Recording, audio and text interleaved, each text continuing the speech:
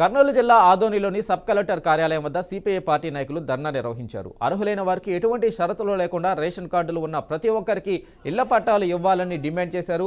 ఇళ్ల నిర్మాణానికి 5 లక్షలు ప్రభుత్వం అందజేయాలని సిపిఐ కార్యకర్తలు సబ్ రిజిస్టర్ కార్యాలయం వద్ద ధర్నా చేపట్టారు. తక్షణమే ఇళ్ల స్థలాలపైన నిఘా పెట్టాలి. మళ్ళా ఏమంటున్నాడంటే చంద్రబాబు నాయుడు గారు జగనన్న కాలనీలో ఉన్నటువంటి లబ్ధిదారులకు ఇంటి స్థలాలు లేవంటున్నాడు. మేము అడుగుతా ఉన్నాం, మీరు ఎన్నికల ముందర ఆ కోత పోయలేదు. ఎవరైతే 1 సెంటు ఏమాత్రం సరిపోవడం లేదు, 1,80,000 రూపాయలు ఏమాత్రం సరిపోవడం లేదు, వాళ్ళందరూ కూడా పట్టణంలో 2 సెంట్లు, మండలంలో 3 సెంట్లు స్థలం ఇస్తానని మీరు హామీ ఇచ్చారు. మీ హామీకి కట్టుబడి ప్రతి ఒక్క నిరుపేద కుటుంబానికి తప్పనిసరిగా ఇంటి స్థలాలు ఇవ్వాలని డిమాండ్ చేస్తూ ఈరోజు భారత కమ్యూనిస్టు పార్టీ సిపిఐ ఆధ్వర్యంలో ధర్నా నిర్వహిస్తా ఉన్నాం.